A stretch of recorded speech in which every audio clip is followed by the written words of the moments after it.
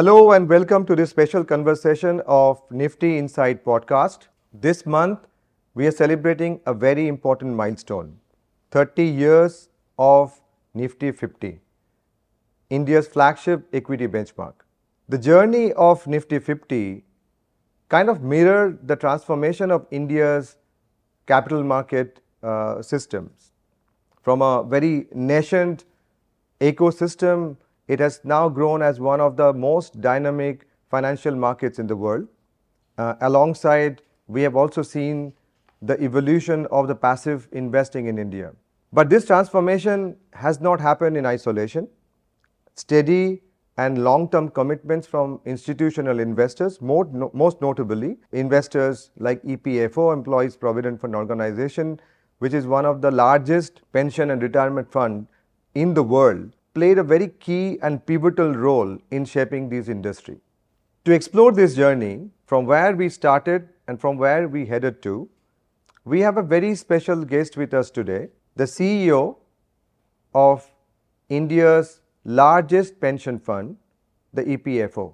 We are going to discuss with him the past, the present, and the future of passive investing. We will also try and understand from him that how institutions will need to continue to play a key role in shaping up these industries further. Please join me in welcoming Mr. Ramesh Krishnamurthi in the show. Ramesh ji, thank you very much for joining us.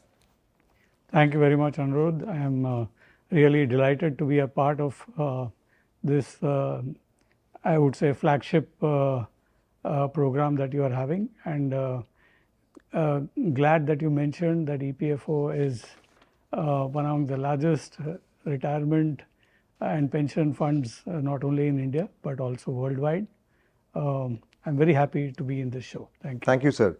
So before I come back to you with my formal questions, I'll take some time to kind of introduce you to our audience. And for audience, Mr. Krishnamurthi is an IRS officer, and of course he is the Central Provident Fund Commissioner at EPFO. He is a 1992 batch Indian Revenue Service officer. He holds a BTech in Electronics Engineering from IIT BHU, Varanasi, an MBA from IIM Calcutta, and a Master of Science in Finance from Texas A&M University, USA. His research interest in Texas A&M was focused on supply chain management, e-commerce, industrial distribution, and ERP. During his tenure at Income Tax, he was responsible for initiating policy and technical matters related to the central processing of income tax returns and electronic filing of IT returns. He has played key role in shaping future business requirements for these systems. During his deputation period as Director Primary Markets in the Department of Economic Affairs, he had handled policy matters related to capital markets and was also a government nominee on SEBI committees. Mr. Ramesh Krishnamurthi also designed and managed the Central Processing Center, CPC as we know them, in Bangalore, which processes millions of IT returns and electronic filing of return projects, which facilitates online income tax filing. His professional interest includes systematic administration reform and leveraging technology for business and governance. Shri Krishnamurthi has been appointed as Special Secretary to Government of India with effect from December 2025. And before assuming the charge of Central PF Commissioner, he was holding the charge of Additional Secretary, Ministry of Labour and Employment. His extensive experience in economic affairs and taxation, combined with his leadership roles in the Ministry of Labour and Employment and EPFO, highlight his significant contribution to India's public administration. Mr. Krishnamurthi, welcome again. Thank you so much. So, Mr. Krishnamurthi, before we start discussing about the investment scenario in India, I would like to highlight one thing to our audience, and this is something that I picked up from your website, because your website says that EPFO is one of the world's premier social security organizations, and with a very large subscriber base, and continues to grow over a period of time. Now, this of course means a huge responsibility to the organizations and personally to you as well. While we all know about EPFO, but it will be really good to understand the mission, the vision of the organizations, and what are the key priorities of EPFO from your perspective. So, Employees Provident Fund Organization, I think for many of you who are not aware or who are only aware partially, is the formal sector's retirement provident fund administrator for the entire country. So, basically all the private sector employees who are interested in any kind of retirement planning through Provident Fund, the pension scheme, and we have also a deposit linked insurance scheme. These are the three schemes that EPFO administers, and through this we try to provide retirement opportunities for all private sector employees. As you're aware, most people associate pension with government, but then for private sector it is EPFO which manages this entire journey towards saving for retirement through Provident Fund initially, and also parallelly for pension, and in case of any unfortunate death or demise, they're also covered by the employee linked deposit linked insurance scheme. EPFO today manages close to 31.5 lakh crore worth of investment. It has over 8 crore active subscribers. We hold close to about 34 crore member accounts, and we have about 84 lakh pensioners whom we are servicing every month. So it's a large organization with a huge presence in the ground. We have close to 150 regional offices, 114 district offices spread all over the country. Our workforce is nearly 15,000 strong. This year, the year ended March 31st, we processed nearly 8.3 crore claims from members who wanted some kind of withdrawal from their provident fund or pension and things like that. So our topmost priority, number one, as you already pointed out, is obviously the safety and security of the entire investment corpus.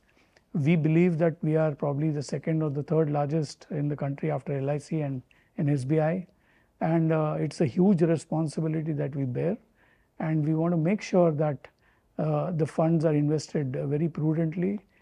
We follow the pattern of investment that has been laid out by Ministry of Finance, and last year the Central Board of Trustees of EPFO, they have announced 8.25% as the rate of interest for 25-26.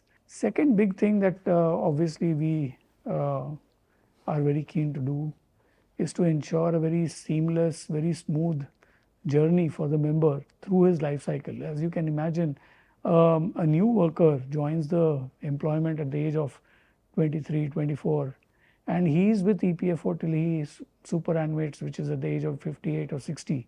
So this 34, 35-year-old journey, we have to manage all the accounts, and we have to ensure that every year interest is credited for his provident fund account. And for people who are pensioners, we have to ensure that their pensions are paid on a monthly basis.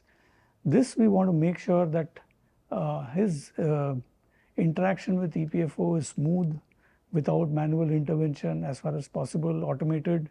So that is our priority. The digital transformation of EPFO is the highest priority now for EPFO.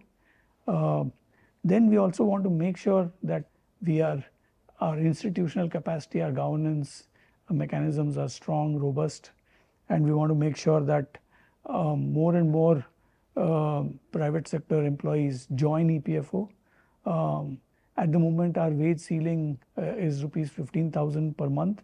That means anyone who is earning less than that is mandated to be a part of EPFO. But anyone earning more than that, for him, it is voluntary for him to opt for EPFO for provident fund coverage. For pension, of course, the ceiling is 15,000 rupees. Now, 35% of our members are voluntary PF members, and we know that they have a choice. They can go for other investment opportunities, other retirement opportunities. Private sector offers other retirement opportunities as well. But we are very happy that they want to participate in EPFO. Our returns, which are 8.25% compounded monthly, are probably among the best in the country at the moment. It offers safety and security of their investment. So our emphasis now going forward is to make sure that we have a broad variety of other formal sector workers also joining in. So expanding coverage is also important. Recently the Code on Social Security has been notified, and that also talks about social security coverage for the unorganized sector. So people who don't have formal salary contracts, people like you maybe, but people like gig workers, people who are in other sectors which are not covered by formal wage contracts, they are task-based workers. Those are the kind of workers which are going to be covered under the Code of Social Security, and I'm sure that EPFO will play a large part in that. So that is also one large focus area for us. So I mean, I see the role of EPFO becoming even more important in the years to come. Absolutely. Right. Now, when you talked about the scale, which is massive, and you also talked about some of the change that you're driving through, and I gather that digital transformation is one of them. But for the benefit of our audience, is there any other key priorities that you have set for the organizations now? So what's keeping you and your colleagues busy these days? So as I said, our highest priority is member service. Last year, if you see, as I told you, we processed nearly 8.3 crore claims. We have done a whole lot of process re-engineering and reform and simplification of the entire withdrawal process. As you're aware, Provident Fund is a very unique kind of a retirement planning. It is mostly prevalent in Commonwealth countries. Most of the other developed countries have a very formal system of pension. Most of the retirement funds are pension oriented. But in India and in some few other Commonwealth countries, we have a concept of Provident Fund. The Provident Fund is also like a periodic saving. Every month from your salary portion, 12% from the employer and 12% from the employee is deducted and contributed to his Provident Fund. In turn, from the 12% that the employer deducts, 8.33% is diverted towards pension fund. Of course, if the wage ceiling is 15,000, anyone earning more than that is not covered by the pension scheme. So the entire 12% goes to the PF account only. Now, this is the corpus that keeps getting accumulated and hopefully builds the corpus for his retirement. So the primary focus for this organization has been to make sure that the interaction of the member has been smooth with EPFO. So all our simplification, all the IT initiatives, all the reform orientation is towards making his engagement with EPFO smooth. We have made large number of changes as far as KYC norms are concerned. For example, we did away with uploading of check leaves, instead went into digital verification of the bank account through NPCI. We have done a whole lot of simplification for auto settlement. I'm glad to inform all your viewers that last year nearly 71% of all the advance claims were processed in auto mode. So we want to make sure that is a priority for us. Second large priority is the increasing our coverage. And what do I mean by increasing coverage? We know that there are several employers and establishments all over the countries. People may not be aware of the legal requirements or the compliance requirements. There is always this issue of 15,000 as the wage ceiling. So we want to encourage more and more employers to start complying towards PF and expand coverage. As I told you already, unorganized workers is a big issue for us, and we want to cover them also in future. And at the same time, we want to make sure that our funds which we are managing are managed in a prudential manner, but at the same time giving the best possible return to the member. As far as Provident Fund is concerned, we do invest in equity, and we are trying to get better returns through equity diversification, so that ultimately the member benefits from his investment in EPFO. So that kind of gives me the segue to get into our next segment, or maybe we'll just switch the gear a bit. So August 2015. So I mean, in many ways, that was like a historic moment because you took a historic decision at EPFO because you started participating in the equities market. But the interesting thing that you did is you have not participated directly through investing in direct equities. You chose ETF or rather a passive fund to access the equities market. So we'll talk about this entire thing, but can you take us back in the history and walk us bit about, so what was the context, what really happened, and what really triggered this decision? So a very interesting journey for EPFO. For a long period of time, our funds were managed either by SBI or by RBI, and we used to invest heavily only in either fixed deposits or government securities. The pattern of investment also prescribed by the Ministry of Finance also had initially restricted investments such as of PF into these kind of securities, which is either central government securities, state government securities, and corporate bonds and things like that. But in 2015, when the Ministry of Finance also permitted investment in equity, that was a time when EPFO probably took a very calculated, very prudential move. But at the same time, EPFO wanted to participate in the long-term journey of India.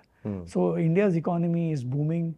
It is increasing. India aims to be Viksit Bharat in 2047. That would mean that the size of the economy is going to go up, and the capital markets reflect the growing aspirations of India.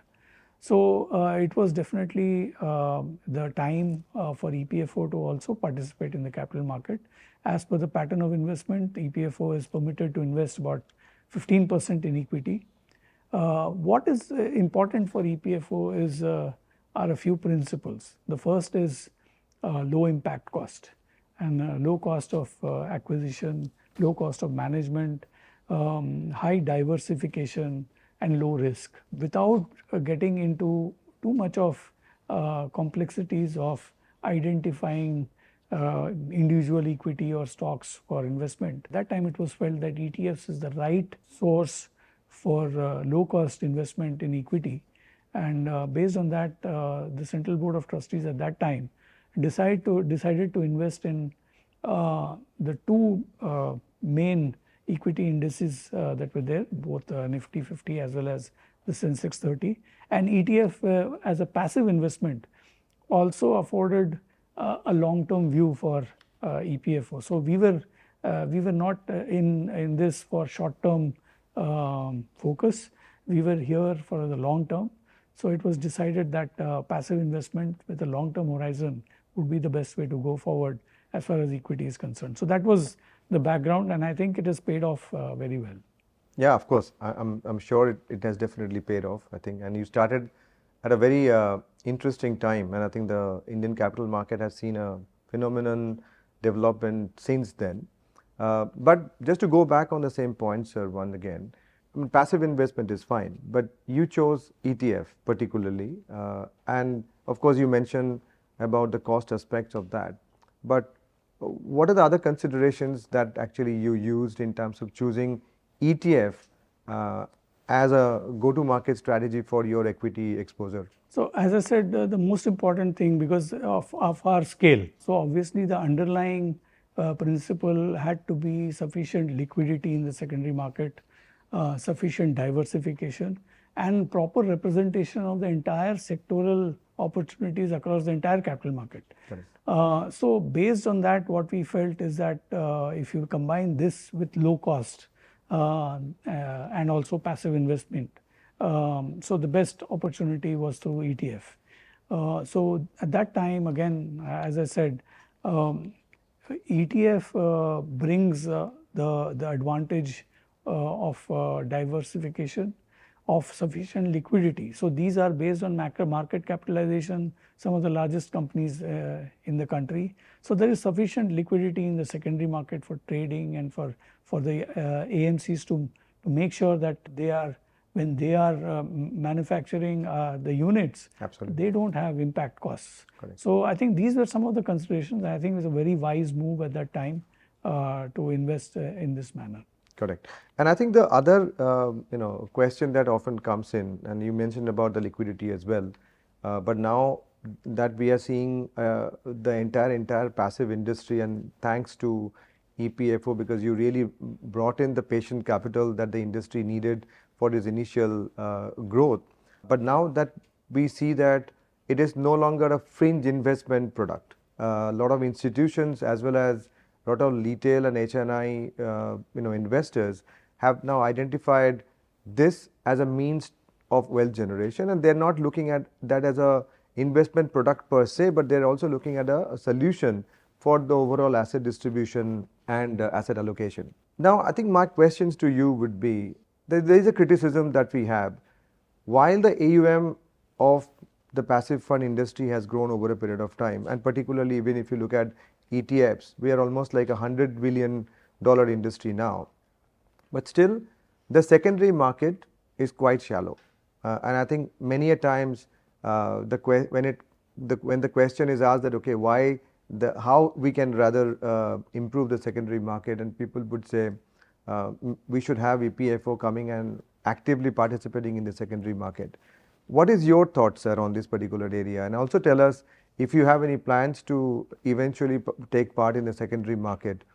We would be love to hear your thoughts. Very interesting question. See, as you are aware, as far as EPFO's participation in the ETF market is concerned, we are the biggest player.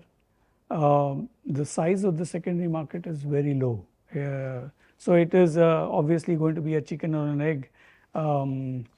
We are extremely cautious about impact costs, about costs to our members, because as you have understood, most of our PF subscribers are your blue collared workers. So every pie saved for them is a better return for them. So from that perspective, we feel that the impact cost is lowest when we operate in the primary market. If we go to the secondary market, there is obviously an element of a bit of shallowness in the market, which will obviously impact costs. So from that perspective, while EPFOs participates in ETF, keeping in view the entire development of the ETF market, I think your viewers should understand is if an institution like EPFO, which has got a total corpus of close to 31 lakh crore, is investing in ETF, that means it is also very good for you. It is good for each and every member who's trying to get into the stock market without having to really apply too much of his mind. If he is convinced about India's growth story, then ETF is the best way for him to also invest. So I think it is something like a kind of assurance or support that EPFO gives to this entire sector, and I think that is much more important for the growth of the ETF market. And I am sure that going forward, particularly as far as Nifty 50 is concerned, nearly about, I would assume about close to 30-35% participants are from the retail or HNI and other institutional sectors. It is growing, yeah. It is. So then I think it's just a matter of time when people also get used to this entire concept. And I think from a diversification perspective, from a cost perspective, I think ETFs are extremely, what I would say, a very stock market friendly entry point for most retail investors. So for a long term investor, I think this is the best way. And EPFO is constantly evaluating all kinds of opportunities that come about, and at any appropriate point of time, whatever is the point of time, how we approach the market is all going to be driven mostly by policy advice from the Ministry of Finance and our own considerations that we have. But as far as I would say our present way in which we have both invested in ETF as well as redeemed some of our ETFs. I think it has worked very well for us, and it has worked very well for our members, because we are able to give much better returns to our members because of the way in which we have invested in the equity markets. All right. So what I gather from this essentially is that, of course, EPFO will act in the best interest of its subscribers and account holders, and you would wait for the market to assure you that they can help you optimize your transaction cost, and hopefully those are some of the motivations for EPFO to kind of reconsider to see whether the secondary market intervention would be the appropriate from the best interest of your account holder or not. So there is one more aspect I would like to touch upon, and that aspect is about diversification. Now, it's been over 10 years that your investment has been focused on the top 50 companies. A lot of people would argue that that might lead to an over concentration of the investments into some of the particular sectors or some of the particular stocks. Is there a thought process, or is there a, first of all, worry for EPFO at all?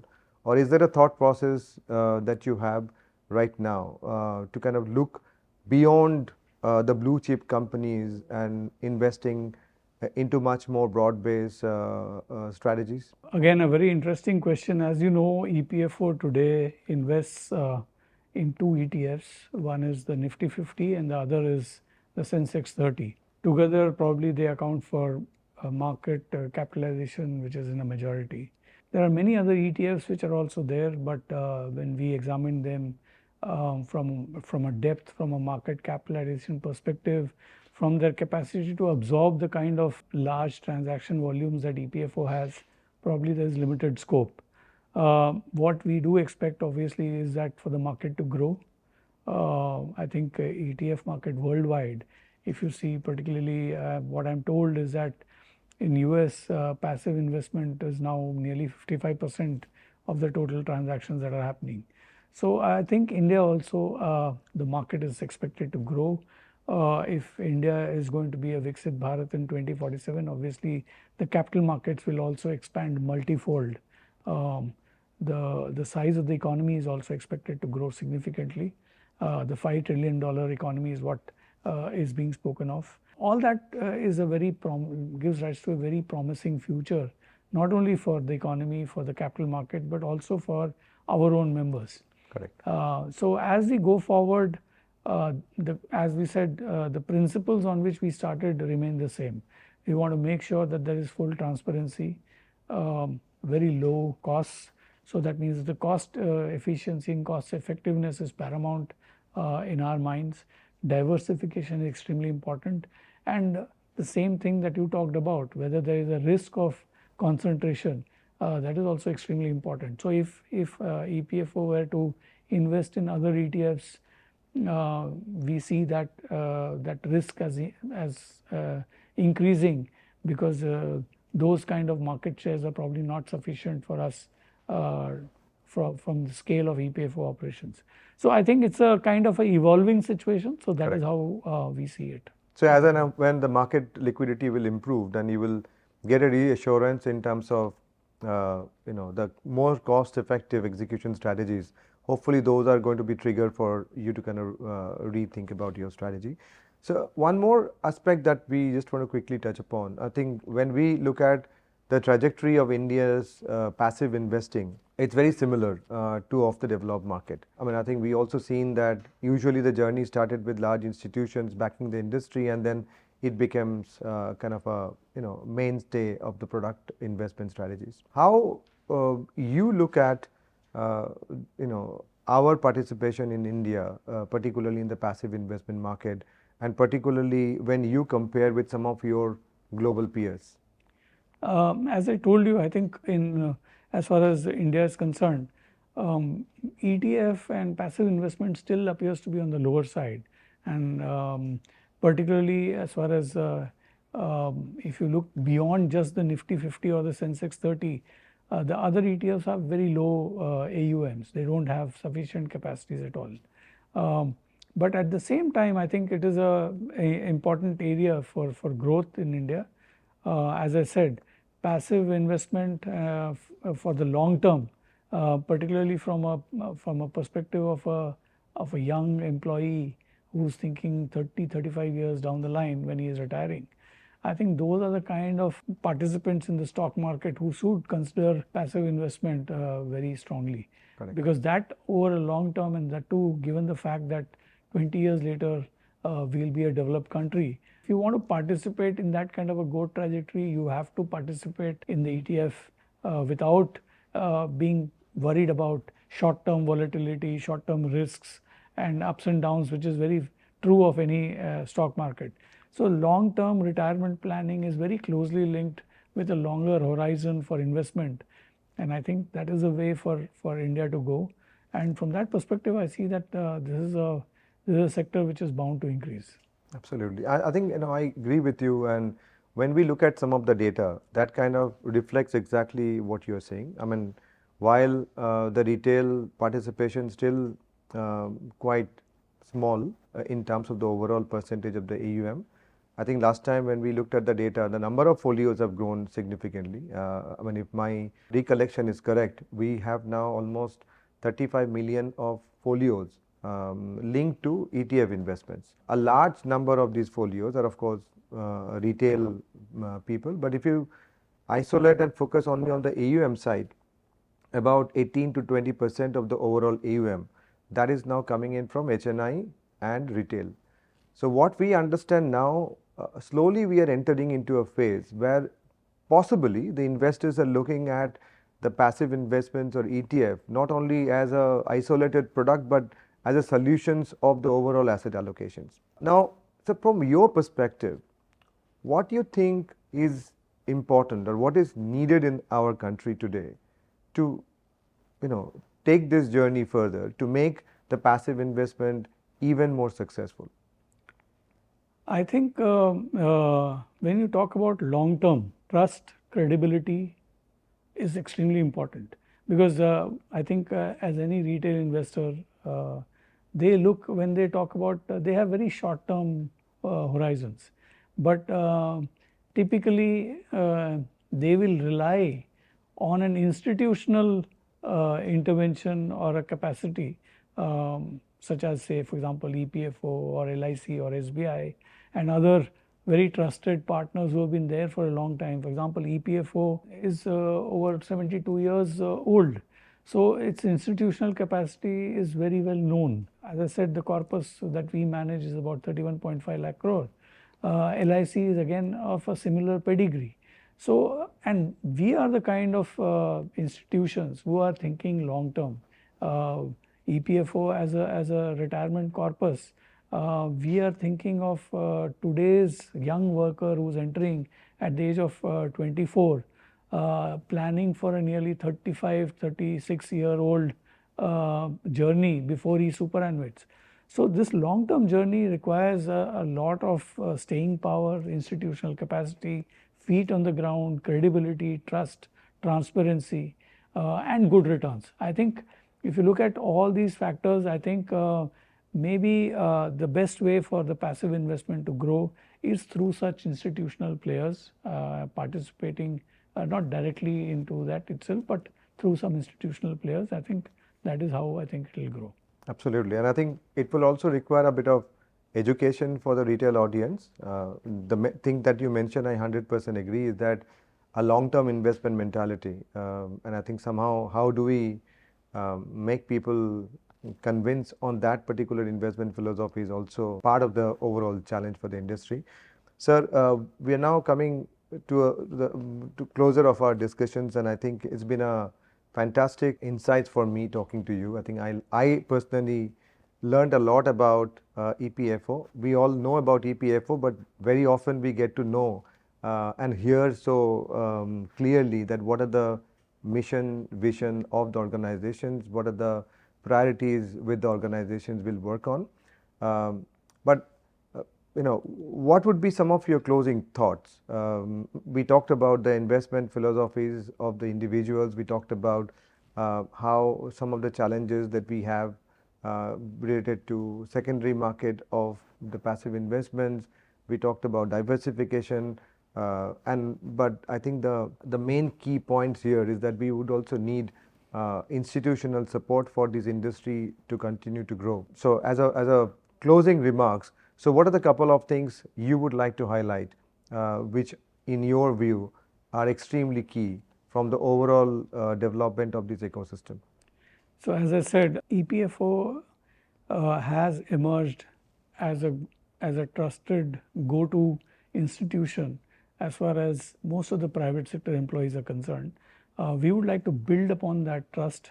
We would like to make sure that our systems, our processes, our digital capacities are all state of the art, making sure that the services that we provided are best in class in the world, both in terms of accessibility, availability, what I would say ease of transactions, and also giving probably the best returns in the industry. If we do that, I am quite sure that more and more members are going to participate. As I said, it's 8 crore.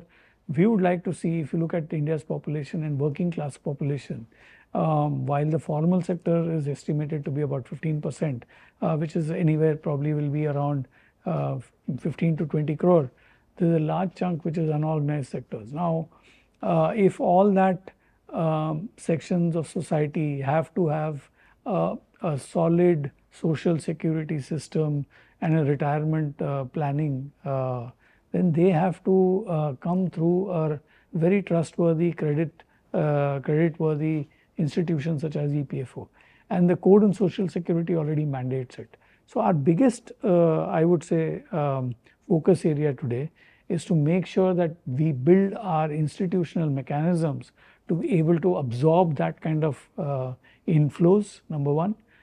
Make sure that we are able to transact and invest this money that is going to come as Provident Fund or pension contributions from these members who are not only going to be formal sector but also informal sector. Give them avenues for easy contribution, make it easy for compliance to happen, make it as pervasive and as widespread as possible, so that every member, every citizen in this country somehow is associated with a retirement planning that EPFO is able to deliver. So obviously that means larger numbers of people, larger corpus, larger investment to be done.